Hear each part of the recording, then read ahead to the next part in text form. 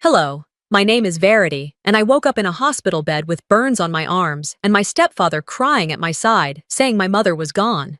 But the real burn came seconds later when a detective leaned in and whispered, "Are you ready to know the truth about him?" What truth? That my mother had planned to leave him? That she'd signed divorce papers? That he changed her life insurance? Right before the fire? They all said she died in the blaze. But what if she didn't? What if she died, waiting for someone to open the door? And what if the people I called family weren't mourning her, but protecting him? Would you want to know more? Would you be able to look away? When I opened my eyes, the light above me hummed like it belonged to a world I hadn't returned to yet. White ceiling, sterile air, a dull ache spread across my ribs and back. Something beeped near my head, slow, steady, mechanical. I turned slightly.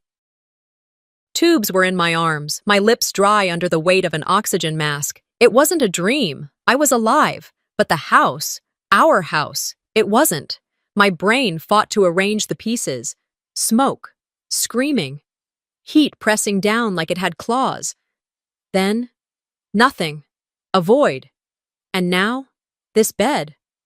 I tried to speak, but only a rasp came out. My body ached like it had been dragged through a storm and stitched back together with cheap thread. The door creaked open. Silas. He stepped in slowly, as if walking into a church, shoulders sagged, hands twisting a worn baseball cap. "I didn't know if you'd wake up," he said. His voice trembled. "Verity, I'm so sorry." He came closer, pulling a chair to my bedside. I watched him through the fog of medication and memory, the lines around his eyes deeper than I remembered. He took my hand with both of his, held it like it might vanish. "Laurel," his voice cracked, "your mom didn't make it." A cold wave surged through me. My lips parted, but nothing came. Not a scream, not a sob. He started to cry, at first quiet, then shaking, body bent as if he were breaking in half. Tears fell onto my bedsheet. It wasn't performative, not overtly. It was messier than that. Real or rehearsed, I couldn't tell. My body wanted to believe him. My heart wanted something else. "I was there," he said through tears. "I tried, Verity. God knows I tried." I turned away, staring at the window, though I couldn't see past the blurry pane. What was he doing before the fire? Where was he? And why did this feel so off? Later, the nurse, Rosa, her badge said, adjusted my IV and said I could have a visitor. I nodded. A different man entered, not a friend, not a relative. He wore a brown leather jacket and carried the quiet weight of someone who'd seen too much. His eyes moved carefully across the room before settling on mine. "Miss Dane," he said, voice low. "Detective Royce Halden." "I'm handling the case on the house fire." I blinked. My heart picked up speed again, not because of him, because of the word case. He stepped closer, stopping beside the foot of the bed. "I won't keep you long. I just needed to say something before the others do." I nodded slowly. "Okay." He glanced toward the hallway, then leaned in, his voice barely above a whisper. "Are you ready to know the truth about him?" A chill ran through me, deeper than anything the hospital air had managed. My breath caught. "Him?" His eyes didn't waver. "Silas." My lips parted again, but no sound came out. Just breath. Just questions. They tumbled inside me like a dam breaking. Was he implying Silas caused the fire? Lied about something? What hadn't I seen? I didn't answer. He stood straight, gave a polite nod, and stepped back. "We'll talk when you're stronger, but I needed to look you in the eye first." After he left, I lay there, still. Long enough for the machine to beep slower, like even my heart needed to pause. Memories teased me, fragments trying to align. My mother's voice yelling from another room, the crackle of wood, a photo frame melting on the nursery wall. Me, reaching for the doorknob and pulling back, burned. Smoke that tasted like metal, and Silas. Not in front of me, not behind me, not anywhere. Where was he? They'd said it was an electrical fault, that fires could move fast in old houses, but I remembered heat swelling through the walls, and my mother screaming my name. Why couldn't I remember more? The door creaked again. Silas, back again. You need to rest, he said softly, placing a folded blanket at the end of the bed. I'll let the nurse know if you need anything.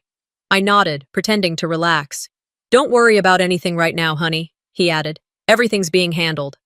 That last part stuck to my skin like a rash. Handled. He left, and the door clicked shut behind him. I didn't trust myself to sit up fully yet, but my hands were steady now. I reached for the small call button, but hesitated.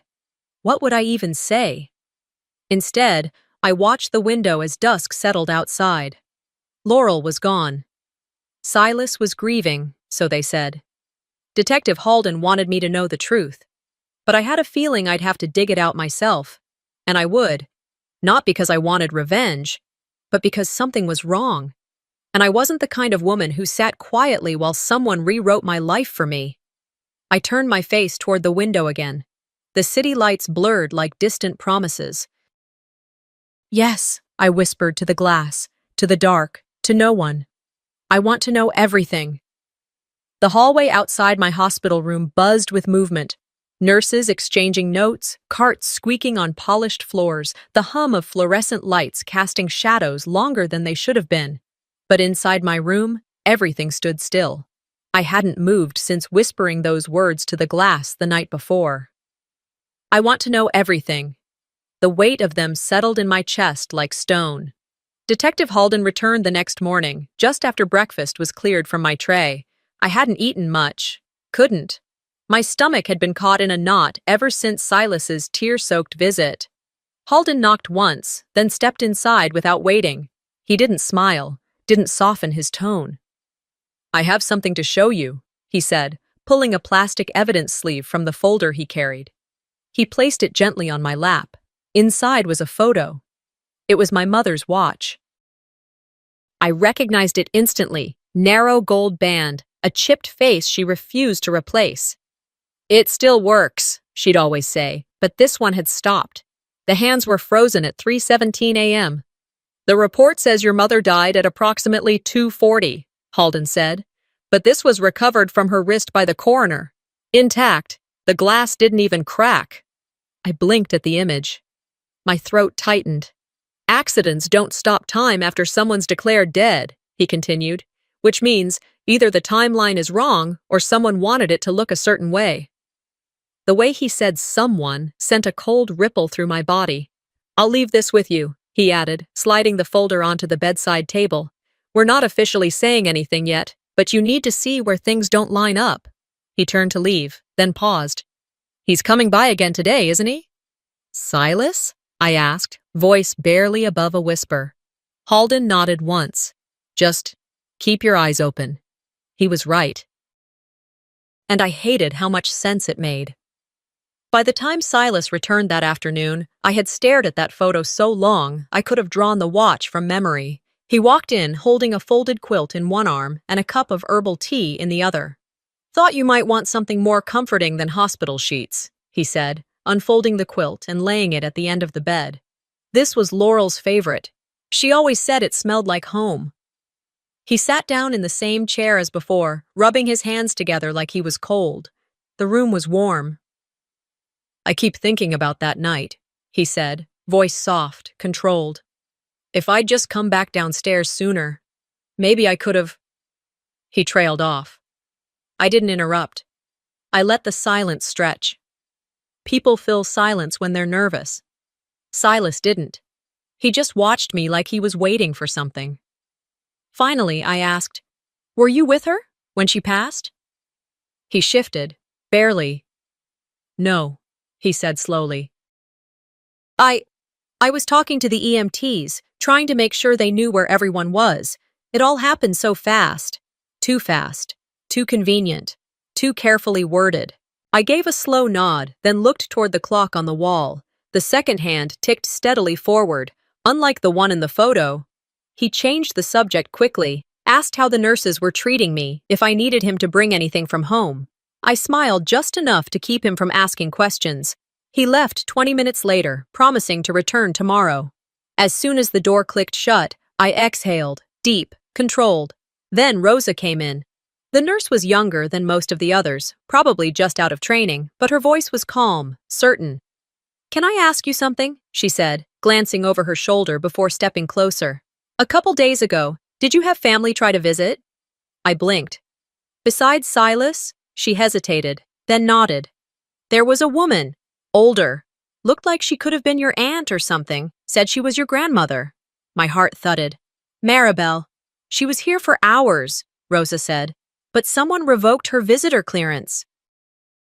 Said it wasn't good for your recovery." "Who?" "I don't want to get in trouble," she murmured. "But he said you needed peace, that anything upsetting would delay your healing." I didn't have to ask who he was. Silas had kept her away. From me.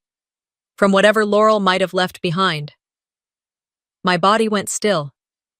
Everything sharpened. I wasn't just recovering from a fire anymore. I was waking up from something far more dangerous. Years of manipulation I never saw coming. I thanked Rosa. She gave a small, sympathetic nod, then quietly left. Alone again, I picked up the folder Halden left. My mother's watch stared back at me, its hands still trapped at 3:17. What else had been done for my healing? What else had been kept from me? I tried to recall the last months before the fire, the tension between Laurel and Silas, the way she'd brush off my questions. "Don't worry, honey. It's nothing." But it wasn't nothing. Silas had always known how to play the room. Make himself useful, essential, kind. People trust a man who cooks dinner and mows the lawn, who attends church and remembers birthdays.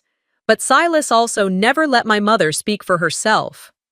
At family dinners, he answered questions directed at her. He'd clarify her opinions, twist her words into the ones he preferred, and when she'd correct him, he'd laugh it off like she was overreacting. He'd done it for years. I just hadn't realized. Until now, I sat up straighter, wincing at the pull in my side, but I didn't care.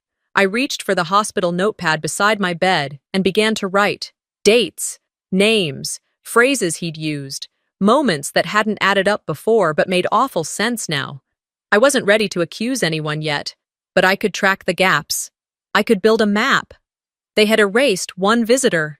Who else had they erased? I tapped the photo of the watch. "You died at 3:17, didn't you, Mom?" I whispered. So why did he lie about it? I stared at the photo of Mom's watch on my bedside table long after the sun dipped beneath the horizon. It haunted me. Not just the fact that the hands were frozen at 3:17 a.m., but the way no one seemed to question the discrepancy. Not Silas, not the doctor. No one but me and Halden.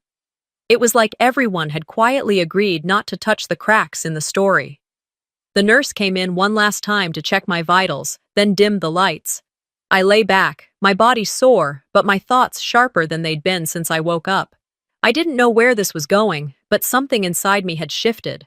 I wasn't just grieving anymore. I was investigating. I must have dozed off for a little while, because when my phone buzzed on the tray table, it startled me. The screen lit up with a name I hadn't seen since the funeral arrangements were finalized. Ophalie. I hesitated, heart fluttering in a strange rhythm, before answering. Her voice came through soft, syrupy, like nothing in our family had burned to ash. "Hey, Verity," she said, sweet but calculated. "I heard from Silas that you're awake. I wanted to give you some space, let you rest." "Thanks," I replied cautiously. "That's considerate." She didn't respond right away. Then, "I just wanted to check in. I know things are complicated, but please, don't let people stir up trouble. You need rest, not rumors." There it was. Her tone didn't slip, but her message was clear. "Rumors?" I asked. Ophalie sighed, lightly, as if I were exhausting her with my confusion. "Silas has been through so much. We all have. You weren't there, and it's easy to let your mind spiral when grief sets in. You weren't there. That one hit deep, but I didn't let it show." "I'm not spiraling," I said evenly. "I'm just trying to understand some things." "Well," she said in that same syrupy way, "some things don't need to be understood. They just need to be put to rest. That's how we heal, Verity. The audacity nearly knocked the breath from my lungs. She kept talking. He was the only one with her. At the end, don't take that away from him. It's all he has now. I stared at the ceiling, mouth slightly open, my jaw tensed. Do you believe everything he says? I asked, keeping my voice calm, almost casual. I believe he loved her, Ophelie replied. More than most people ever get to be loved. I almost laughed. Not because it was funny, but because I realized something. She didn't just believe him. She needed to. If he was lying, it would mean she'd built her loyalty on sand. We hung up not long after, and I lay there in silence, the words, "You weren't there," echoing in my ears. They had the same weight as, "You don't know what really happened." Convenient phrases to push someone out of the room. Later that night, after the lights dimmed again and the halls grew quieter, I found myself staring at the ceiling tiles, counting them like I used to count stars when I was little and couldn't sleep. Back then, Mom would hum lullabies from the hallway, thinking I didn't hear her. I always did. That night, I remembered our last fight. It was 2 months before the fire. We sat across from each other in her kitchen, cups of chamomile tea between us, untouched. You can't keep living like this, I'd told her. She looked tired, not angry, just drained. It's not that simple, she said. Yes, it is, I snapped. You leave. You start over. You don't let someone shrink you until you're unrecognizable. She looked down at her mug. You don't understand. It's not just me anymore. You mean Silas? I asked. Or the image you've built around him? That stung her. I saw it in the way she flinched, even though she tried to hide it. I love him, she whispered. In my way. Then love yourself more, I said before standing up and grabbing my coat. I didn't look back. Not that time. I'd sent her a birthday card 3 weeks later. She never responded. The silence after that fight had never sat right with me. I told myself she was busy, that life got in the way. But deep down, I knew better. I wasn't there when she needed me. But maybe, just maybe, I was the only one who ever tried to tell her the truth. Back in my hospital bed, I clenched the blanket tighter.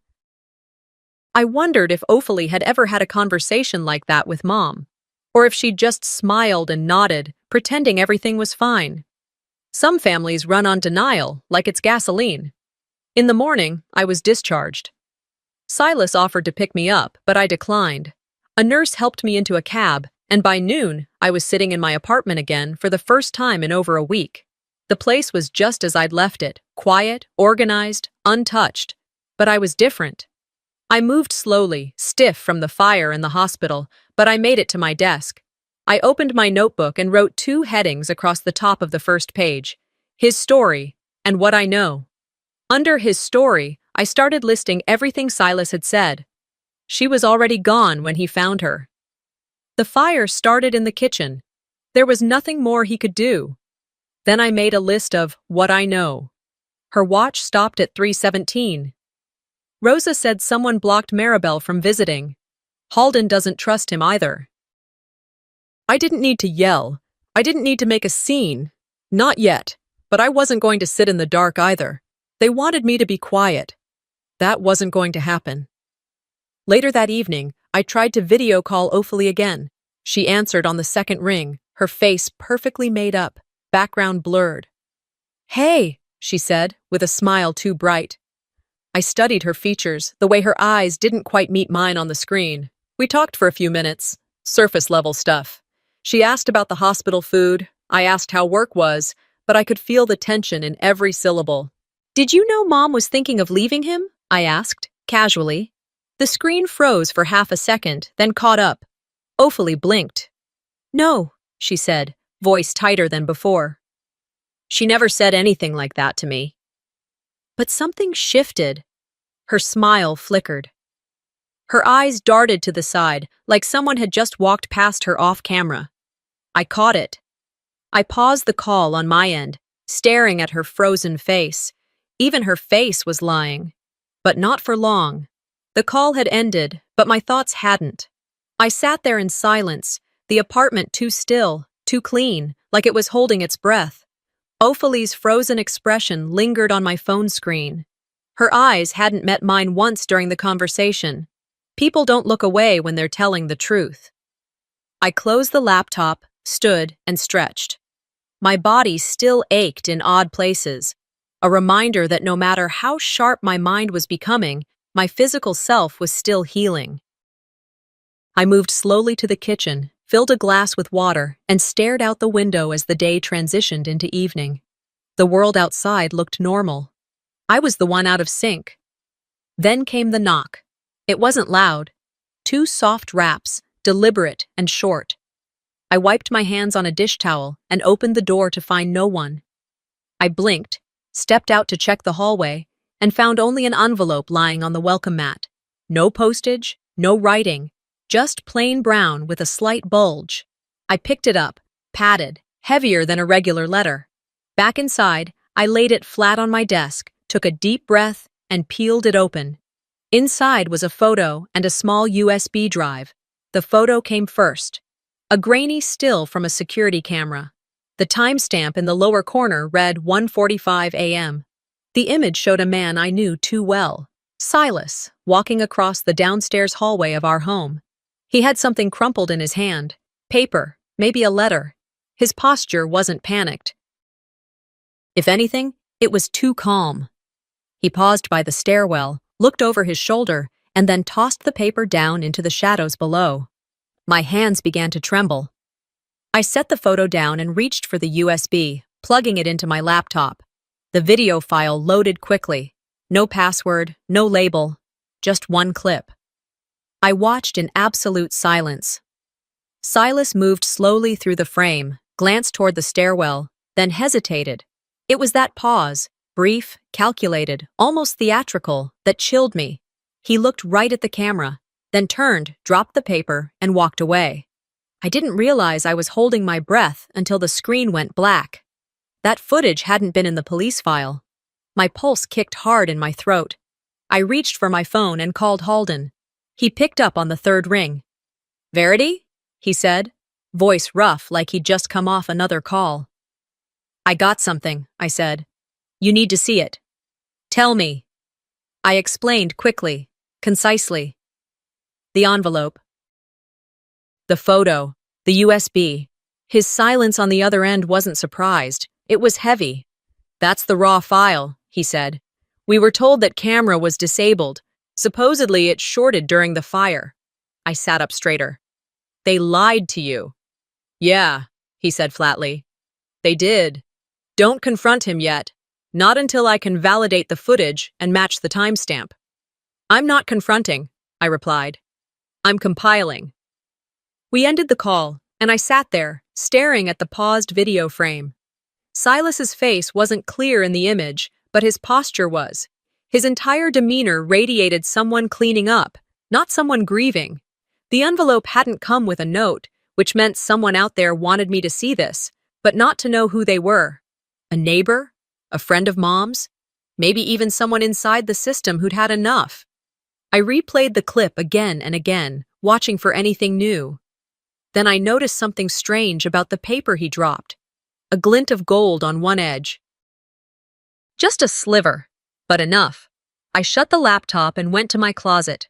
In one of the boxes tucked high on the shelf, I found what I was looking for. An old stationery set Mom used for special letters. Cream paper, thick and soft to the touch, with a gold trim that shimmered when it caught the light just right. It matched. She wrote something that night. And he destroyed it. Except he didn't destroy it completely. That clip, that photo, that was the paper mid-flight. It had to be recovered. It had to exist somewhere, even charred, even torn. I sat back down, heart beating faster than it had in days. Not from fear, from drive. They had erased her voice, and now they were trying to erase mine. I clicked open my folder, titled plainly, Truth, and began dragging files into it. The watch photo. Rosa's statement about Maribel being blocked from visiting. The voice notes I'd taken, summarizing Silas's version of events versus what I could confirm. I began compiling everything. No detail was too small. The way Silas had spoken at the funeral.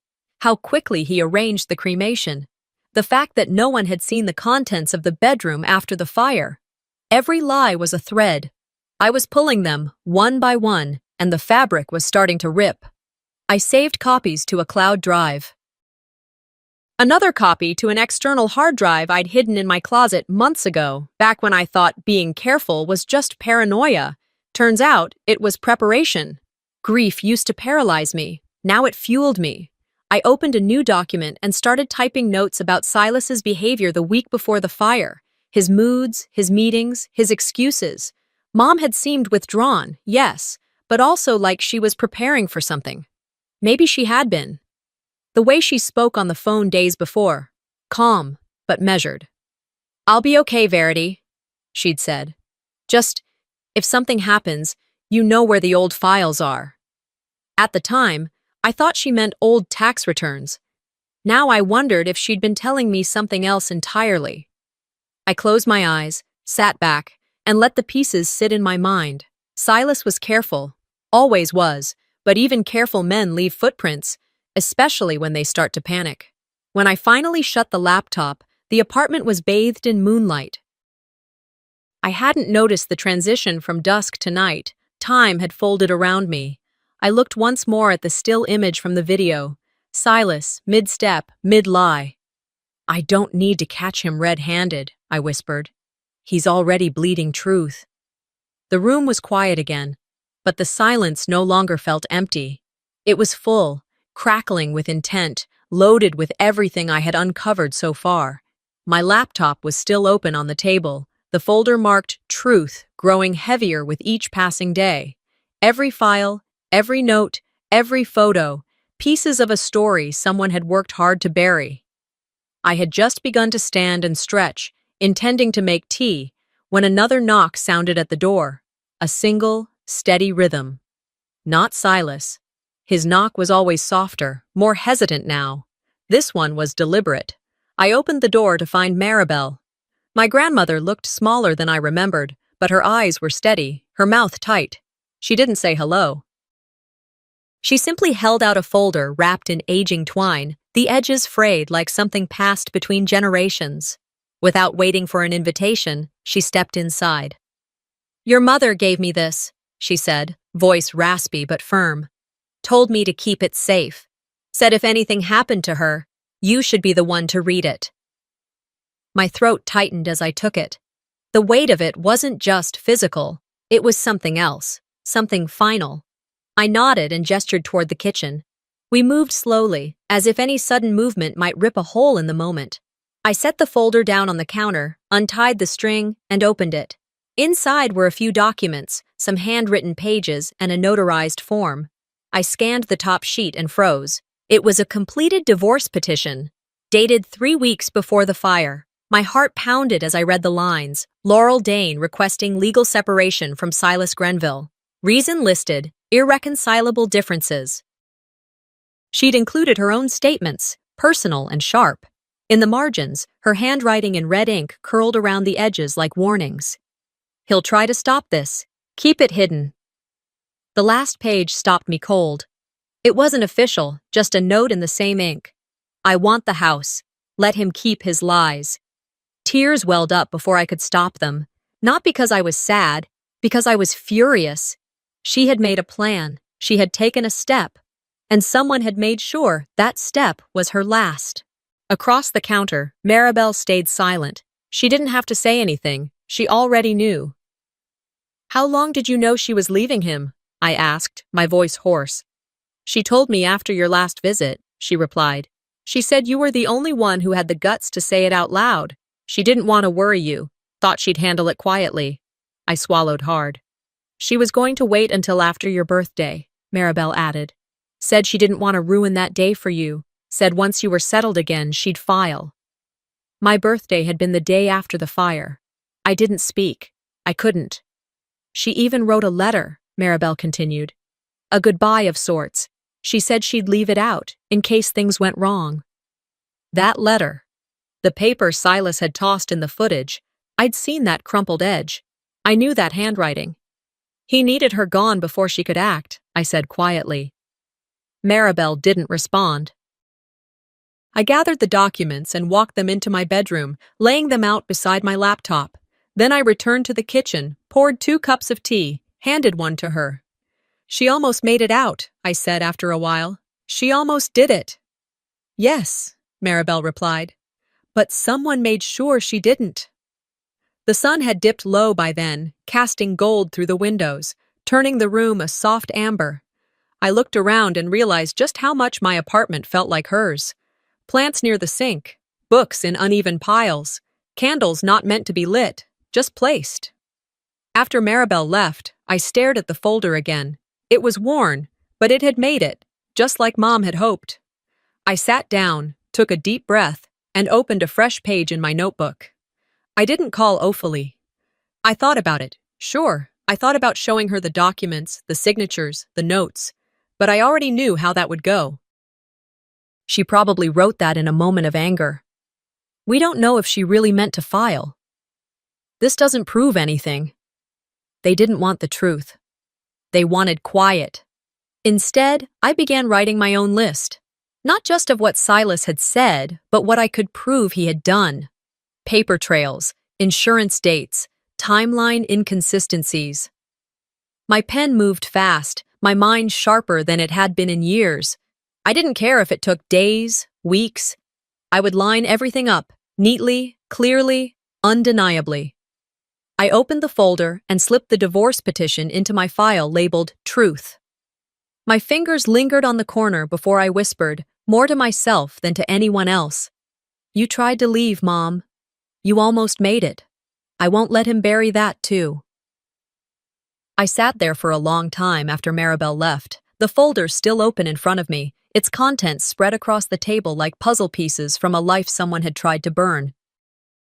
Outside, the morning fog was lifting slowly, revealing a pale sky above Eugene that never really promised sun, just a brighter shade of gray, the kind of sky that makes you feel like something's about to break open. I'd barely taken a sip of coffee when the knock came again.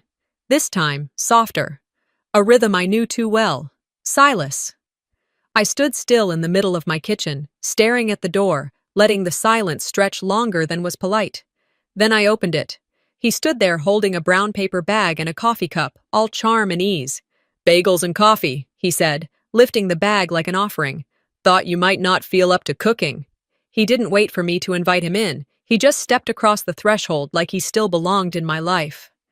I closed the door behind him, watching how casually he placed the bag on my counter, like he knew every corner of the kitchen. His gaze moved around the room, pausing just a second too long on the folder at the edge of the table. "The place looks good," he said. "Looks like you're feeling better." I didn't answer. Instead, I pulled out a chair and sat down. He followed, placing the coffee in front of me. He launched into small talk, how the garden was a mess without Laurel's touch, how the neighborhood was asking about me, how everyone missed seeing your light. Every word calculated, just enough warmth to mask the control. I let him talk, my hands resting quietly in my lap, my expression unreadable. After a few minutes, I tilted my head slightly and asked, "Did Mom say anything to you the night before?" His voice faltered for just a fraction of a second. "What do you mean?" he said, reaching for the coffee. "I mean," I continued, keeping my tone calm, "did she mention anything important? Something she was planning to do?" He looked away, then back, the smile returning, but slower this time. "She was tired," he said. "Worried about you. But no, nothing specific." I nodded slowly, giving him space to hang himself with his own rope. "She said something to me," I replied, tone still even. "Something she wanted to do." He went quiet, just for a breath. Then he smiled again and changed the subject. 15 minutes later, he was gone. I didn't touch the bagels. Once the door clicked shut behind him, I exhaled. My hand went immediately to the side drawer of my desk. I pulled out the evidence bag that held Mom's old phone, recovered after the fire. I had kept it untouched until now. It powered on. Barely. I navigated through the old messages, voice memos, notes. Most were normal, shopping lists, half-recorded reminders. Then I found it. A voice memo saved as a draft. It hadn't been sent. Maybe she hadn't gotten the chance. Maybe she knew it would be found eventually. I hit play. Her voice filled the room, shaky but unmistakably hers. The kind of voice you don't forget, even if you try. Verity, she said, if something happens, don't trust him. He changed the documents. I sat there frozen. She sounded tired, like she'd already run out of fights. But beneath the fatigue was something sharper. A warning laced with disappointment, but not in herself, in him, and maybe, in me. I listened to it again, then a third time, until the edges of her voice started to fray in my ears, and my eyes burned from the sting of holding too much in. I transferred the audio file to my computer, backed it up twice, then dropped it into the truth folder. I added it to the growing archive, photos, documents, notes. Then I sent a copy of everything to a secure drive, and another to a burner email address I'd made that morning. Then I drafted an email to Detective Halden. Subject, urgent, new evidence. Body, I need to meet. I have voice confirmation. Timeline's tighter than we thought. She knew. I didn't send it yet, not because I was unsure, but because I wanted everything perfect. I took a break, walking slowly to the kitchen. I filled a glass with water and stood at the sink, looking out at the street below. The truth didn't set you free. That was a lie. What it did was make you brave enough to walk into the fire you'd been avoiding. Later that evening, when the world outside had gone still again and the apartment was bathed in soft lamplight, I sat at my desk and opened a fresh notebook. Not digital, not saved to a cloud, just pen on paper. I wanted to forgive him, I wrote, because forgiveness is easier than confronting the full weight of betrayal. I wanted to believe someone, anyone, would do the right thing without being cornered. But no one protected her, so now it's me. I didn't cry right away. I wrote until my fingers cramped, until the words ran out. Then, in the quiet, I let the tears fall. Not the wild kind, not dramatic. Just a slow, necessary letting go. I wasn't grieving anymore. I was remembering. Before bed, I played Mom's voice one last time, let it echo through the speakers, soft and resolute. Don't trust him. He changed the documents. I leaned close to the speaker, whispering back like she could still hear me across the space she'd left behind. Don't worry, Mom. I heard you, and I won't stay silent. I didn't sleep that night. Not because I was scared, but because I was focused. The voice memo from Mom played over and over in my mind, even after I turned the volume down and the screen went dark. Don't trust him. He changed the documents. It didn't matter how softly she said it. Those words cut sharper than anything Silas had ever thrown at me with a smile. By morning, I was already dressed when the knock came. This time, it wasn't a visitor. It was a delivery. An envelope stamped from the county courthouse. My name printed in clean block letters. I knew before I opened it that Silas had made his next move. I tore the seal, skimmed the legalese, and felt my stomach turn. He had filed for an injunction, citing emotional distress, claiming I was harassing him, making baseless accusations, disturbing the peace of a grieving household. Grieving household? He was trying to flip the script, paint me as the crazy one. The irony of it all made me laugh. Quietly, bitterly. I held the paper in one hand and grabbed my phone with the other. Within minutes, texts were rolling in. Are you okay? I saw your name in the Eugene Ledger. I didn't know it got this bad. I'm here if you want to talk. Some were from people I hadn't spoken to in months. A few from neighbors who had always smiled at Silas, waved at Laurel, and pretended not to notice the tension that lived between the porch steps. Then came the article. Local news had picked up the injunction. The headline, Grieving Husband Seeks Protection from Stepdaughter's Claims. In the photo, Silas wore that same soft-eyed expression he used at church, the same one he used at my mother's funeral. I didn't see my name until the second paragraph, but there it was, described as unstable, volatile, struggling with her mother's passing. And the worst part? Ophalie had given a statement. She's under a lot of stress. I think she needs time, not headlines. That was it.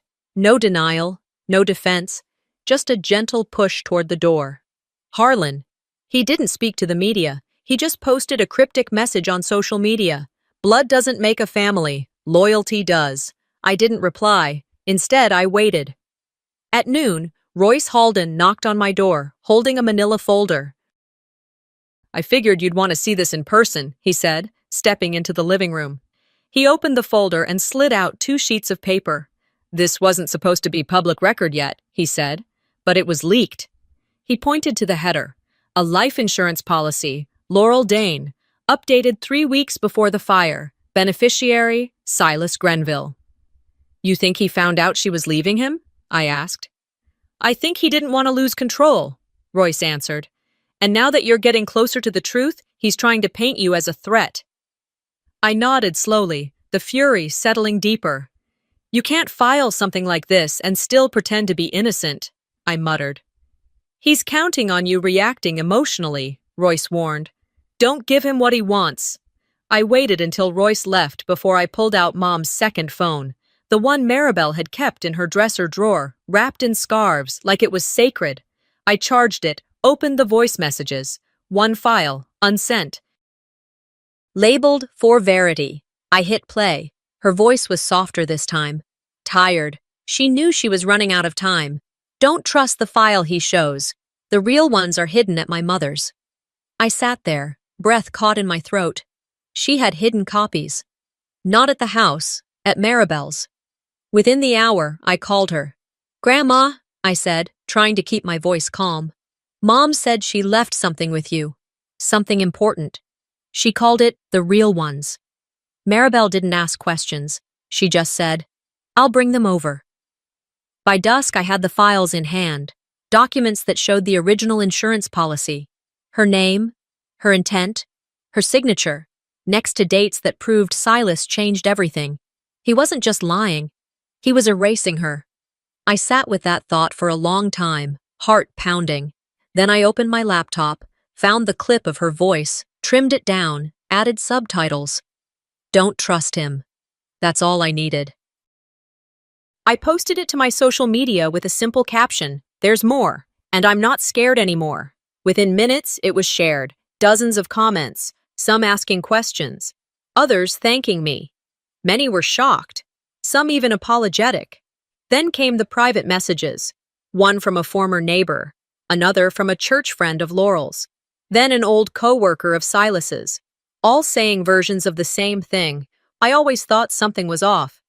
He never seemed that broken up. She looked scared the last time I saw her. I felt something shift. The wind wasn't just pushing against me anymore. It was moving with me. I opened my camera, stared into the lens, and hit record. This time, you're not erasing her. Or me. The morning air was sharp, colder than it had been all week. I pulled my coat tighter around me as I stepped out of the car, folder in hand. The courthouse loomed ahead, tall and impersonal, like it had seen too many families shatter under its roof. This time, it would see someone held accountable. People were already filing in, journalists, spectators, people who claimed to be friends of the family. I kept my eyes ahead.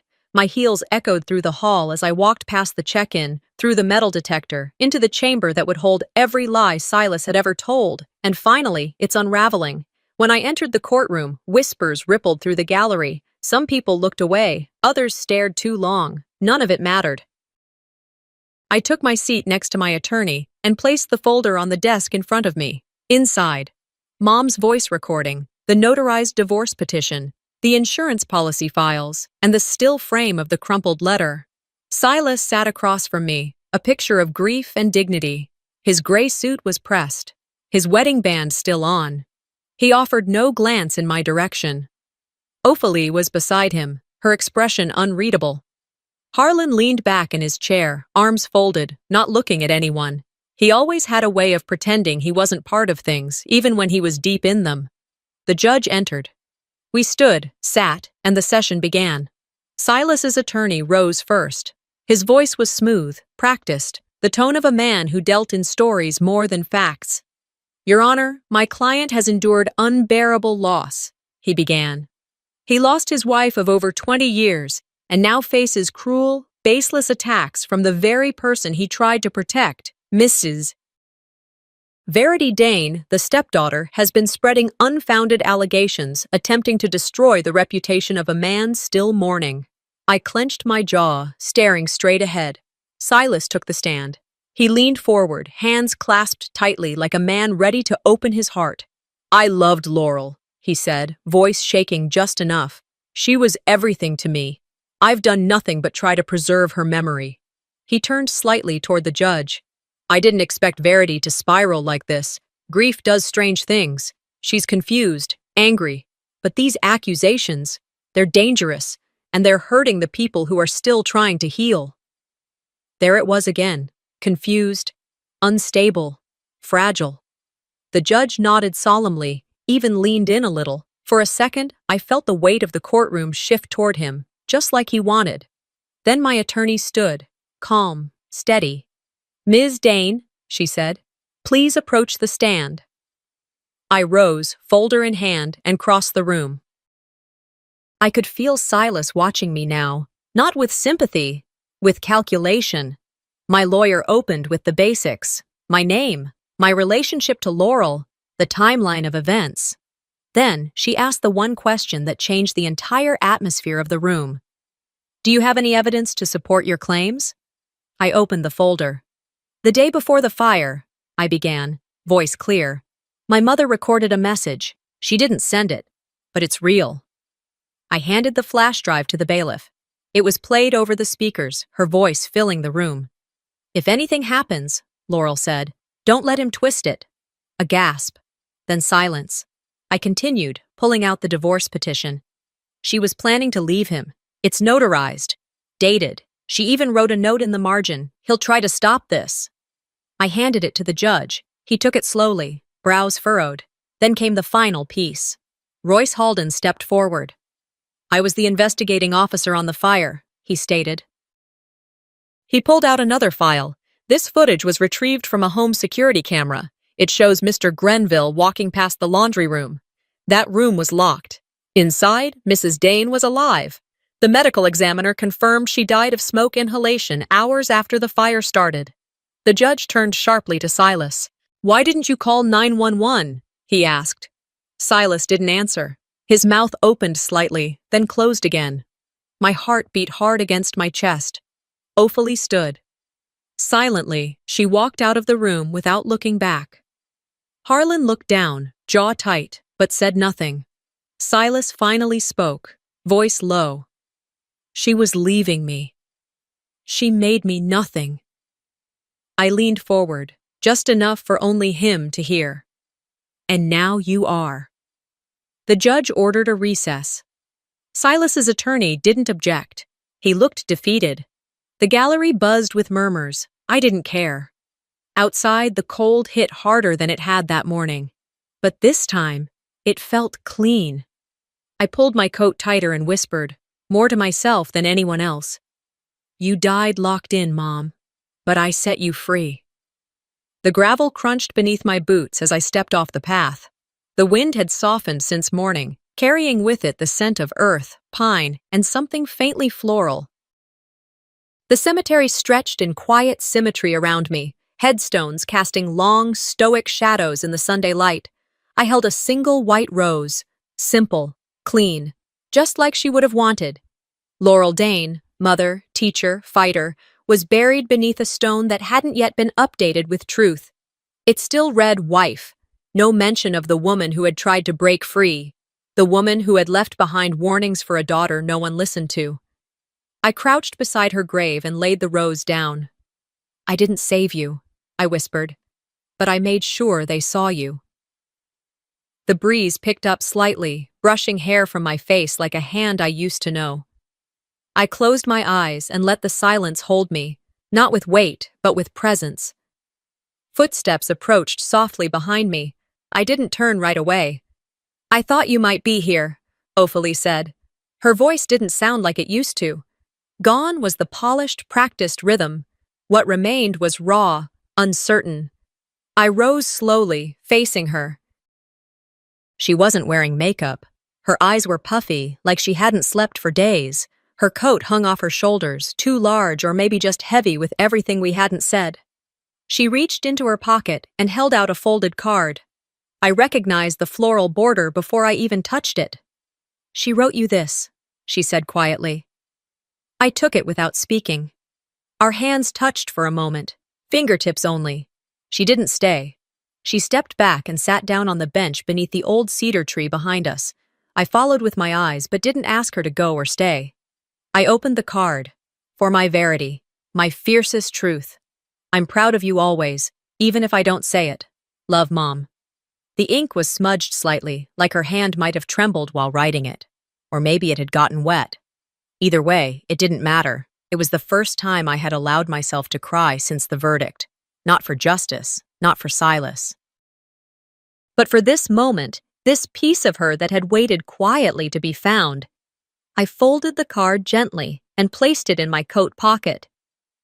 Ophelie was still on the bench when I turned back. We didn't hug, we didn't cry together, but we shared something quieter. Some grief doesn't need to be named out loud. Later that afternoon, I drove across town, down the familiar street to the house I hadn't stepped inside since the fire. It had been cleaned, repainted, deodorized, but the smell of memory still clung in corners no fresh paint could reach. I unlocked the door and walked inside. The air was cold and still, not sad, just empty. I walked upstairs, passing the hallway where so many of our lives had twisted quietly out of shape. At the end of the hall was the guest room, Mom's favorite, where she used to sit with her tea and a book, claiming the light was better there in the morning. I had brought with me a framed photo, one of the few Silas hadn't managed to toss or ruin. It was Mom standing by her garden, sun on her face, hands in the dirt, smiling like the world hadn't yet turned on her. I placed it on the windowsill, angled toward the yard. No plaque, no announcement, just a picture, in a place she once loved. As I left the room, I didn't look back. That evening, back in my apartment, I pulled out my sketchbook for the first time in weeks. The pages still smelled faintly of pencil lead and ink. I opened to a fresh page and began to draw. The idea had been forming slowly, an outreach center for women like her. Not a shelter exactly, a resource hub. Somewhere women could go before things got dangerous, before they were erased. I began sketching a logo, a hand open with a seedling growing from the center. Beneath it, Veritas, Latin for truth, her name, my name. I didn't need to win every battle. I didn't need to carry the entire weight of what happened. I just needed to keep truth breathing. Later that night, I lit a small candle. I placed it next to the photo I kept on my bookshelf. Mom, holding me when I was barely 2, her eyes already tired, but still full of love. I sat back, the flame flickering against the glass. I didn't survive the fire to stay silent, I whispered. Pause. I lived to keep you remembered. Sometimes the most dangerous lies aren't the ones shouted. They're the ones whispered in rooms where no one else is listening. Verity's story reminds us that silence can be a weapon, and breaking it is the first act of survival. What would you do if someone you trusted tried to rewrite your truth? If this story moved you, let us know your thoughts in the comments, and don't forget to subscribe for more powerful, true-to-life stories just like this.